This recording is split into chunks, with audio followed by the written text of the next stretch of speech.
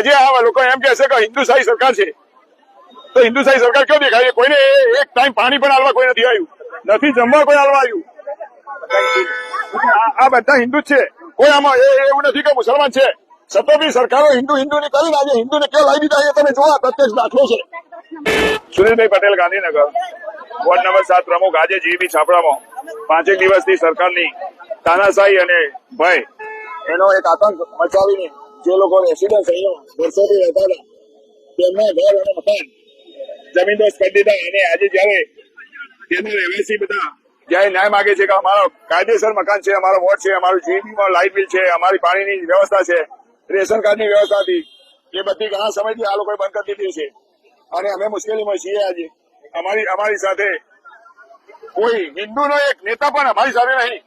આજે આ લોકો એમ કહે છે કે હિન્દુશાહી સરકાર છે, તો હિન્દુશાહી સરકાર ક્યાં દેખાય? કોઈને એક ટાઈમ પાણી પણ હાલવા કોઈ નથી આવ્યું, નથી જમવા કોઈ હાલવા આવ્યું.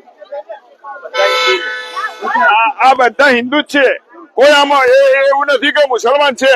છતાં બી સરકારો હિન્દુ હિન્દુની કરીને આજે હિન્દુને ક્યાં લાવી દીધા એ તમે જોવા પ્રત્યક્ષ દાખલો છે. આ હિન્દુની દશા સરકારે, ભાજપ સરકારે કરી છે. અત્યારે આ અમારો આક્રોશ છે. જનતા આજે પરેશાન છે. કોણ આમનું રડી આ છોકરો ક્યાં ભણશે? આ કઈ સ્કૂલમાં ભણવા જશે? આ મારું ગુજરાત ક્યાં જશે? આજે આ વેદના આજની નહીં, જ્યારથી અહીંયા ભાજપની સરકાર રચવાની ગુજરાતમાં ત્યારથી આ ગરીબાઈ વધતી ગઈ. આજે 7 કરોડની ગુજરાતની જનતાની સાથે 3.5 કરોડ જનતાને રેશનિંગ કાર્ડ ઉપર નિર્ભર કરી દીધી છે ગુજરાતની સરકારે. આટલી ગરીબાઈ ગુજરાતમાં આવી ગઈ છે.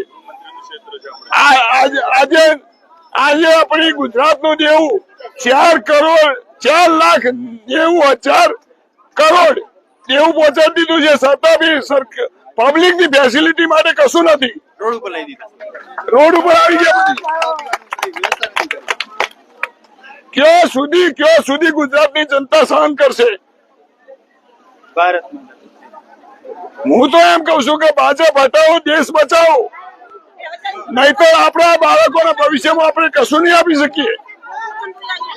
આ બાળકોના ભવિષ્યમાં આપણે કશું નહીં નિર્માણ કરી શકીએ. આજે આપણે 20,000 કે 10,000 નો પગાર લેવા માટે સરકારની આઉટસોર્સિંગમાં ભરતીમાં આપણે નોકરીઓ કરવી પડે છે. 10,000માં, 12,000માં, 20,000માં કઈ દે ઘરનું ગુજરાન ચલાવે. મધ્યમ વર્ગ પીસાઈ રહ્યો છે, ગરીબી નીચે આવી રહ્યો છે. યુવાનો જાગો, તમારો આત્મા જગાડો. આવનારી સમયમાં તમે પરિવર્તન તરફ ચાલો. અત્યાર સુધી તમે કોંગ્રેસને જોઈ, 70 વર્ષમાં ભાજપને જોઈ, 35 વર્ષે આ દશે આપણી ભાજપ સરકાર લાવી છે. આ કોઈની નિર્માણ કરેલી નહીં. આ 35 વર્ષમાં ગુજરાતમાં ભાજપ સરકાર આ દશે લાવી છે. તો જાગો યુવાનો, જાગો. જાગવાની જરૂર છે, નહીં તો તમારા છોકરા ભવિષ્ય તમે કશું નહીં આપો. અને લાંબા સમય તમે વિસાવદરવાળી કરવા માટે પણ તૈયાર રહો. તૈયાર જ છે સાહેબ.